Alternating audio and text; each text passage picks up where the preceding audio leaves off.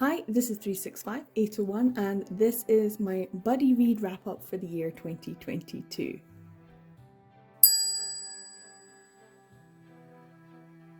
So in 2021, me and Katie did a buddy read of the absolute fabulous I Hear the Sunspot, and it was a really good reading experience, and it was really nice to do it as a buddy read, and that was the first time I'd ever buddy read anything with someone. Someone through the internet and not actually someone I know. So yeah, it was a really good experience, and so we decided to do it again, and it just has kind of been an ongoing thing. We were trying to be very relaxed about it, but it has actually become an every month thing. I don't know if she wants to carry on. It's totally up to her. I think what I've liked about this buddy read experience is it has been very relaxed, and if we haven't been feeling it, we haven't been feeling it. And it's always nice to have someone to read something with and bounce ideas and opinions off of, and to share what you're thinking, and to have new insights from Katie when she has an opinion on something. And I'm like, oh, I didn't think about that. So it's really nice. So thank you, Katie. Before I even go any further, thank you for doing this. It's been really nice, and in a way it's been really beneficial to me to mark the passing of the year and to keep my mind on track. At times it's been very difficult. I think it's been difficult for both of us, and it's been nice to have someone there to support. And I think that's been especially important when it comes to reading some of these works.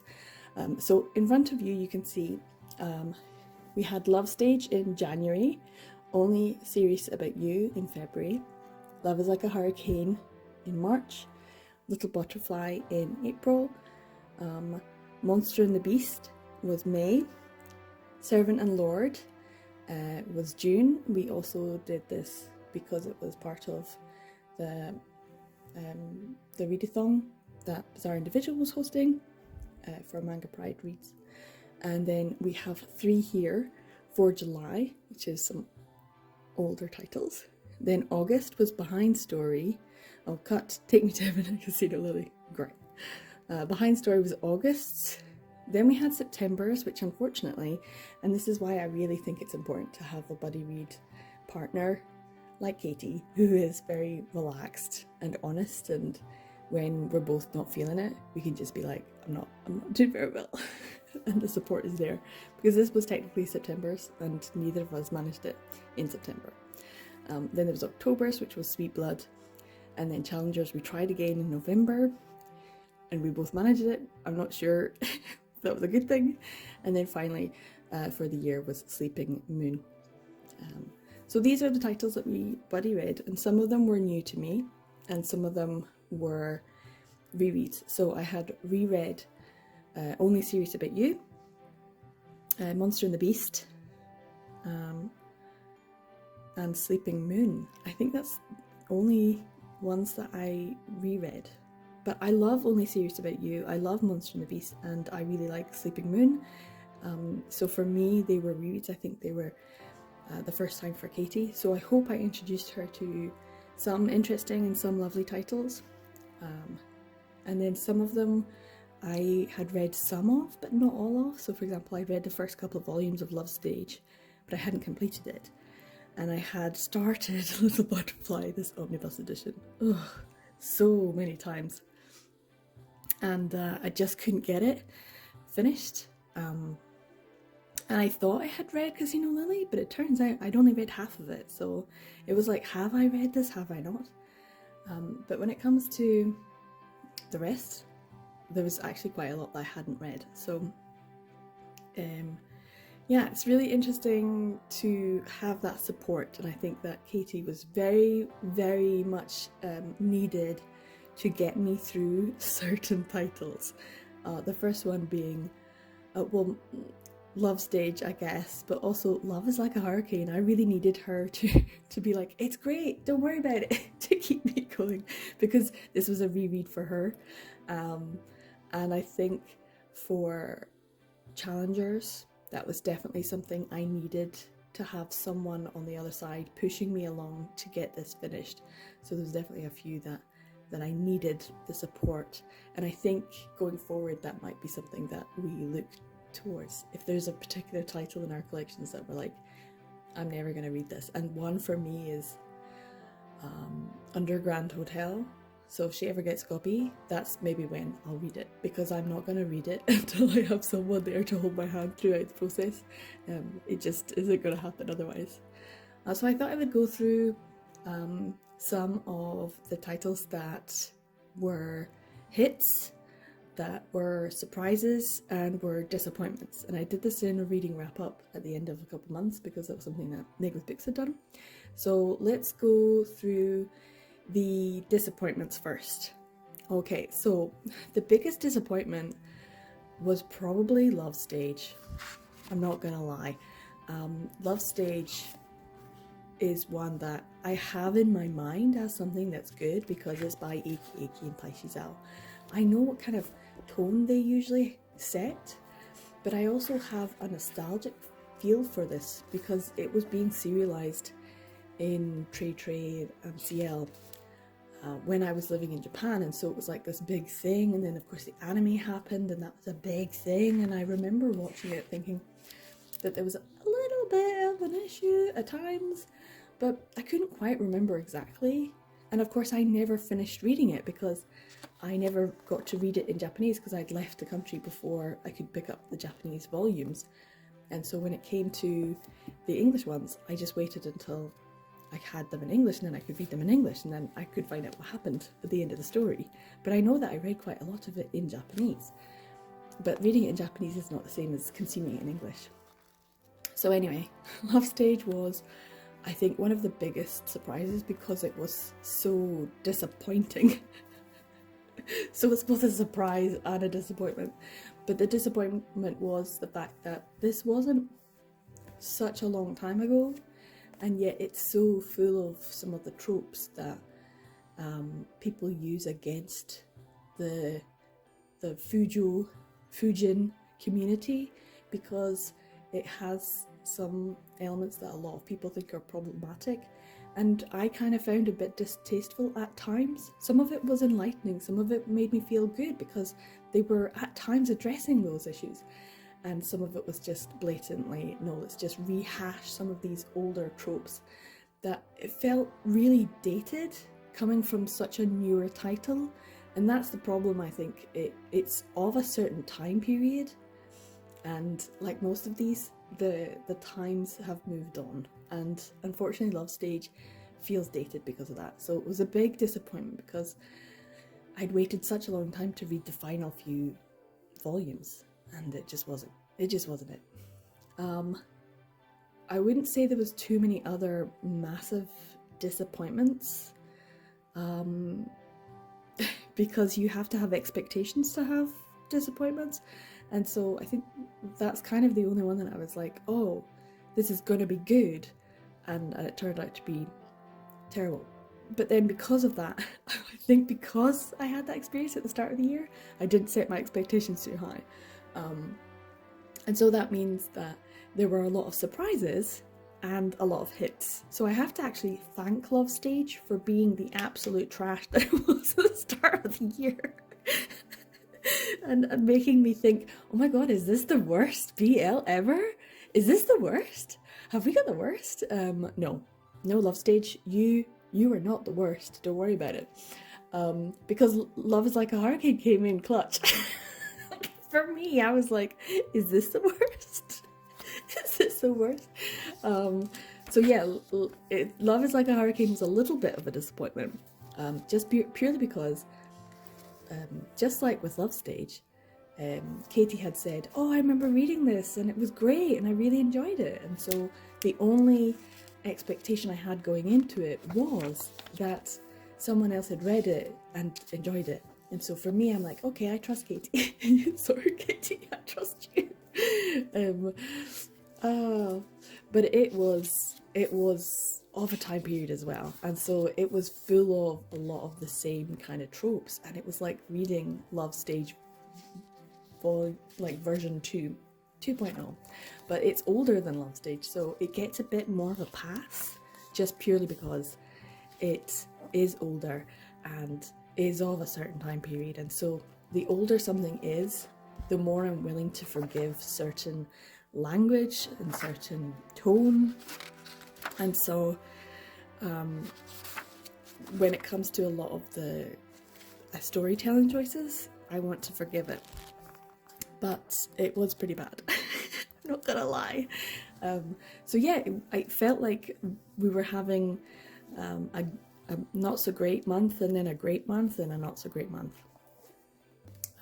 So yeah, I think the disappointments were mainly Love Stage, and then a little bit Love is Like a Hurricane, because after that I didn't really think of anything else as a disappointment, because I was going in with very low expectations. Especially when it comes to some of the other titles. So yeah, those were the disappointments. Now, as I mentioned, that we have some surprises, and I think the first surprise for me was Take Me to Heaven. This is a Nase Yamato title and published by Ju. So obviously it's quite a bit older because it's a Ju title, and Ju was printing mid to late 2000s, and so a lot of the titles that they were publishing were ones that had been printed either at the end of the 90s or at the beginning of the 2000s. And Nase Yamato is someone who I've read from before, and I know their style and I know their art style. It's very distinctive. The character designs are very distinctive. But what I really loved was the fact that what my expectations were, obviously low, but they were so far exceeded, because this is right up my street, because it has all of the elements that I love, which is, you know, like the slightly spooky, kind of supernatural, has like yokai and spirits and ghosts, and it has you know, some sort of magic and folklore and folk tales. It's got a sort of atmosphere of older Japan with the temples, and but basically it follows pretty much the same story as Holic from Clamp, and it was published before. It is Watanuki and Tomiki. It's like their whole dynamic is presented in Take Me to Heaven, and I absolutely love Holic. And as far as I'm concerned, Holic is basically a BL. I mean, I think the world has just agreed that that is the case. It's a consensus. It's just a consensus. And so for this to have been made before that was a huge surprise to me, because it felt like this was, oh, you're just ripping off Holic. And it was not the case, because it was made and produced, published before Holic was. And so this is like the first version of it. And I was so surprised because it's bloomin' good. So yeah, Nase Yamato did a really great job with this story. And it was a massive surprise, because I had no idea what the story was going to be about, and it blew me away. So out of everything new that I've read this year, it's probably the top. So it's a hit and a surprise. But the surprise was how good it was. Another surprise was probably Casino Lily, because I had thought that I had already read it, but it turns out I'd already read half the story. And so the twist at the end was actually quite good, because I didn't see it coming. So that was a good surprise. There's a twist at the end, by the way. It's great. And it is Yokanita, so it's Yokanita's distinctive style. And I had always felt when I started reading it the first time that there was a sort of sense of foreboding, that I knew that something awful was going to happen. And it wasn't brilliant, but it did feel a lot more modern in its representation of someone who is promiscuous. And I don't mind, but I don't really like the idea of the word promiscuous, but I've just used it. But I'm trying to think of what would be someone who's more free and open with who they love. And I quite like that. It's that whole sense of you don't need to be committed in a relationship, or maybe you're in love, I don't know. But sex is almost a transaction in this story, and it was never treated in a sanctimonious way. The character of Lily is never treated by the author in a like holier than thou sanctimonious way. The author has respect for her character and the character's choices when it comes to sex. And I really, really like that. That was a big surprise because this is, like I said before, it's a Be Beautiful title. It's an older title. We were reading older titles, and sometimes these older titles come out with some interesting takes, and a take that would be considered more modern, except that it's presented, it's wrapped up in the package of an older, you know, design or an older title, and so people will just, like a lot of those who, once again, will say negative things about the tropes of BL, and they will just poo-poo it as another older title. So I think this has been, Casino Lily was a surprise because it was showing that there are some positives in the older titles that were produced in the late 90s and early 2000s, that occasionally we will come across some interesting modern thought takes when it comes to gender and sexuality. And yeah, it was a really, really great surprise. Another surprise was, to some degree, Servant and Lord, because I went into Servant and Lord expecting it to be a bit of a mess, and I did not know how messy it was gonna be. And that was a surprise because it felt like I read 4 or 5 different volumes of stories, like completely different stories. With each chapter, it was a completely different story, and yet it was just the one story. So it was a surprise in the fact that it was such a hot mess, and I really enjoyed the reading experience because, like I said, Bizarre Individual and Katie were buddy reading it, and everyone else who was also taking part in the readathon. So yeah, it was fun to read something that everyone else was reading and to hear different people's takes on it, because for me it's a hot mess. For others it might not be, but for me definitely. The art style was interesting, and I really liked the beautiful artwork at the beginning with the colour inserts. They're really, really nice. So I think, you know, props to Tokyopop for that. But because this is originally, I'm guessing it's an original German language title, I think it's props to the German Tokyopop office, and they have been really just carrying on as much as possible, and so well done to the German Tokyopop office. Now, the last surprise that I'm going to talk about is one that you might not expect is in the surprise category, and that is because it's Challengers by Hinako Takanaga. This is one of her, well, it was her very first printed work. That was the first published manga that she ever did, and it didn't ever get finished, and then it got published again. So it was like from the mid-90s. What was it, 1996? So this is like one of the earliest manga in my collection, and I think it was one of the first ones that Drama Queen published. And so my expectations were low, and yet I was still surprised by some elements. No, I was not surprised by some of the language that was used. I was surprised at the sheer volume of negative slurs, whether they were homophobic or ableist or xenophobic. I mean, it was all bad all the time. So it wasn't a disappointment because I had known going in that it was maybe going to be this way, but I just didn't know to the sheer volume of negative language that I was going to come across. So yeah, that was a big surprise, just how vehemently I was going to hate this. And I did hate it. I hated it. I hated it. On a par with Love Stage or even greater. So when I'm going through this, it's like, which one am I tier ranking, as to the worst and the best? Oof, I don't know. I will do that in a second. But what was surprising about Challengers was the fact that, for me, Tomoe reads as asexual. And that was a big eye-opener because for me, as someone who's kind of come to the realization that I am more than likely asexual, I don't know in what way, I'm still figuring that out. It's kind of fluid. So to see whether it's specified or not, for me that's representation of asexuality in a manga from the mid-90s. And that's pretty darn special. And so that's the massive surprise. It's something that I hadn't expected. And for For the way that, unfortunately, challengers, it's the name itself is meaning in another way it could be titled conquest. That's what it comes across as.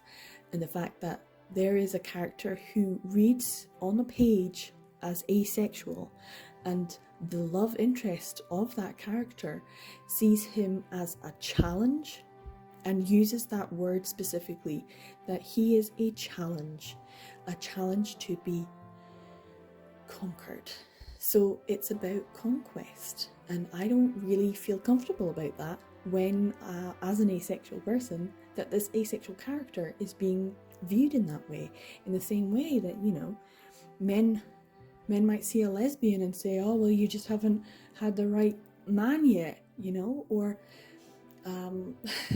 someone wanting to go out with a gay man, you know, a woman saying, oh, well, you know, what he needs is a woman. You know, if you see someone and your first thought is, I can have them, it's so uncomfortable. Or I'm gonna try and get them. That's so uncomfortable. It makes me feel very, very uncomfortable for the character Tomoe, and the fact that his brother is also introduced, and the massive part of the Tyrant Falls in Love is part of this Challenger series. The first few chapters of their story is included in here, and when read together, it makes me feel even more uncomfortable about that series, because it's been packaged in a way to say that both Tomoe, who has asexual tendencies and reads as an asexual character, and his brother, who has homophobic ideals because of a very serious sexual assault by his professor, and that the two of them equate to the same thing, and that they should be seen as conquests, was very uncomfortable. I highly do not recommend this. It made me very, very sad that something that was such a surprise, like Tomoe's apparent asexuality, was being represented in a very early work, and yet at the same time it's been represented as something that needs to be gotten over, that needs to be overcome for the good of society, even if the good of society is a gay relationship, which at that point in time is seen as something even worse. So in the ranking of what's terrible in the world, being asexual is at the very, very bottom. Someone who's just happy to go about their life working for NASA and, you know, doing great engineering stuff, that's the worst thing that could happen. And it reminded me of something that someone had put on social media, and it was the Wonderful Life movie. And when he goes back to this time when he didn't exist, his wife is a librarian, and it's like, oh, isn't that awful for her? And all I'm thinking is, why? That's the best life ever. I'd love to be a librarian. So it's kind of that whole thing of that what one person might see as the absolute worst existence is someone else's absolute perfect existence. So yeah, that was a big surprise, and there was a lot of surprises in Challengers, but I think it was still a positive to see asexual representation in a work from 1996. Now we're going to go on to the hits, and obviously I'm going to be talking about some of the ones that are rereads for me because I already knew they were hits. Only Serious About You. This is a really special work for me. Asao Kai just has the most beautiful kind of touches with her artwork, but also the way that she tells stories of intimacy between men is just so beautiful, especially when it has that sort of domestic element to it that just normalizes gay relationships at a time when it's not normalized in terms of when these works are being produced and printed. So Only Serious About You is one of the first ones I can remember that has a child in the story, and that's become such a huge element, and the whole familial aspect has become such a huge element. I mean, I'm not going to go into the Omegaverse side of things, but in terms of having a child be there within this relationship between two men, this was one of the first ones that I read. It might not be the first ones that were produced, but it's certainly one of the earlier ones. And it meant so much to see this domesticity being completely normalized, and the fact that this child, for their benefit, for their health, for their good, what was absolutely the best choice for this child was to be with these two men rather than to be with her mother, because the situation with her mother was not good. And this work showed that, and I think that's groundbreaking, and I think it's really special, and I think I want everyone to be able to read it. And unfortunately, Junior Manga only published a few of these volumes, so I was really happy to be able to provide one of my extra copies to Katie so that she could read this, because I'm not sure how she would feel about it, because obviously, you know, stories with BL characters with children is kind of normal now, but when I first read this, it was like so groundbreaking and so heartfelt, and I felt like this was such a positive thing. It made me feel hope for the world and for everyone in the world who would want to have a child and be a family, and the fact that this was such a normal thing. It's so normal. And it's so normal now, and I like that. I love that. I think it's so important.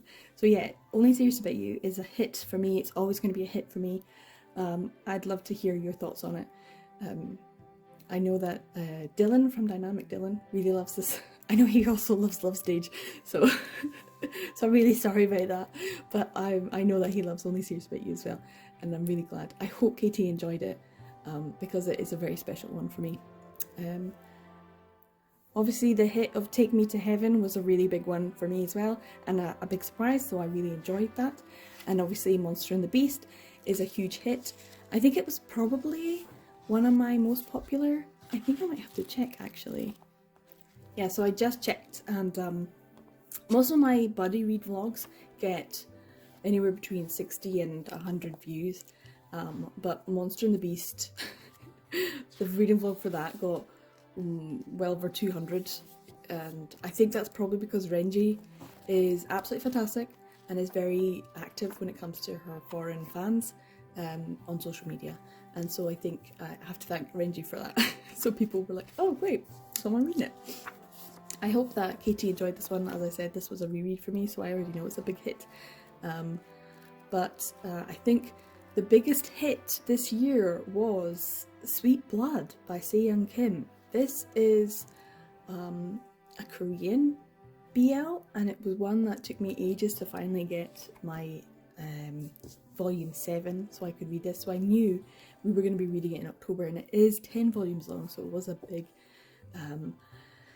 it's a big investment to try and get them all if you can by Net Comics, who I know publish they do publish fairly regularly, but they don't do a lot of publicity for their works. Like, they've just released something like The Warehouse or Prince Barry, the latest volumes, but you have to kind of know and just feel through the ether when things are getting released, and it's almost impossible to get a copy of The Warehouse now in the UK. They just don't have the volumes. So yeah, getting copies of Net Comics titles is kind of tricky at times, and so I was really happy to be able to get the complete set of this finally, and me and Katie read it, and I think it was such a huge surprise because it has so many things going on with it. The art style is amazingly interesting. I really love the art style. The characters are engaging and also not particularly nice. They're not always the nicest. They always do things you're like, why did you do that? Why did you say that? So it's full of the drama. It's full of the melodrama, and it's a bit like an isekai mixed with Game of Thrones, because there's dragons and stuff, but there's also the sort of vampire drinking the blood type thing, and there's an actual proper love triangle, which is so rare. So it's a massive hit. This is like probably the biggest hit because most of the ones that I enjoy are ones that I've reread, and the newer ones, unfortunately, I needed Katie to help me and hold my hand through them. But with Sweet Blood, this was something that we were both super, super enjoying. And I did go out and get the digital copies of the side stories. It was worth it. It's worth it. It's like £5 for a volume, and I think there's 3 of them. And I was just like, I have to read them. And I don't think I put them on Goodreads, so I have to put them on Goodreads as well. They were so good. It was so good to have that extra as well. So it's 10 volumes plus an extra 3 digitally. And it's such a great story. And the characters, you just feel for them all. And I think my absolute favourite character, it was barely in it. And yet I'm still raving about this series. So yeah, it's an absolutely fantastic series. I really do recommend Sweet Blood if you can get a hold of a copy. I think it is available digitally, so you can read it. Yeah, Seon Kim just made me want to read more Korean works, or at least more Korean works by Seon Kim. I do think that Korean BL is a tour de force, and so that was like the major big hit of the year. I'm really glad that we both knew we were going to be doing it for October for a long time. So yeah, October reads were fantastic for me. So I think I'm going to have to rank them in order of how I enjoyed them. Let's do that. So this is my ranking, I think, in terms of my enjoyment of reading. That's not to say that I'm ranking one above the other in terms of overall like or preference, but just in terms of how much I enjoyed the buddy read, in terms of how much I enjoyed reading these titles. This is how I would rank them throughout the year, because Sweet Blood was such a surprise and such a wild, fun ride, and I think both me and Katie enjoyed it because it was crazy. It's a wild story, but it had so many twists and turns that it felt like it was really fun to keep on reading. You just couldn't put it down. Like I said, Take Me to Heaven was such a surprise as well, and then someone that I already knew that I enjoyed, and some surprises as well. So yeah, Sleeping Moon is quite low down, even though it's a reread for me. Just because in terms of the actual reading of it, I kept getting distracted by the things. It's near the end of the year. I'm lucky I'm even filming this just now. So it did take me a lot longer to read. I really enjoyed this title, but in terms of the reading experience, these ones above were much, much better. Cut, I felt like I was a little bit disappointed, maybe because everyone had gone on about how fantastic it was, but it's not my favourite Toko Kawaii, and I have more that I really enjoyed. One that I haven't mentioned at all is Behind Story. I really enjoyed the vlog because we were going places and doing things, but the actual reading of it was like depressing. It was kind of depressing. It's not the most enjoyable story. I was having fun, but the story wasn't, and that's the difference. And of course we've got 2 Hinako Takanaga's down here. Little Butterfly is another one that a lot of people love, but in an actual reading of it, I didn't really enjoy it. It felt very depressing. Maybe I'm just looking for something a little bit more meaty as a story. So yeah, and unfortunately these ones at the end. I mean, for the longest time, Love Stage was the worst thing I read this year. Or the most disappointing anyway. But yeah, Challengers, Hinako Takanaga coming in clutch, taking that bottom spot. So yeah, these are my my rankings for the buddy reads. Once again, I'm really thankful and grateful to Katie for doing this. We don't have to do it every month if you don't want to, Katie. If you're too busy, it's fine. But if anyone else would like to do a buddy read, if there's any titles that you're like, oh, I'm going to read this at this point in time, and you want someone to keep you company, why not? Let me know. I'll see if I can read it that month too. It's always fun to do. And for some of these, you definitely need a hand. You definitely need someone to be there and to be your support for just to get you through it. So yeah, I know this is kind of a longer video, and it's mainly just me chatting about these. So I really wanted to make sure I did a wrap up of all of the buddy reads that I've done this year. I do have to say I'm looking forward to doing some more buddy reads with Katie in 2023, and I'm wondering what titles we're going to end up choosing. I think we've already chosen for January, but I'm wondering about some of the other months as well. So I'm starting to create the TBRs. We're looking at what we're going to be reading, so I'm looking forward to that. very exciting. It's always nice to get to this stage in the year and just be like, okay, that's done now, let's start anew, start afresh. So yeah, I'm looking forward to 2023 and some more buddy reads as well. And yeah, hopefully you found this interesting. Thanks for watching, take care everyone, and I'll see you in the next video. Bye!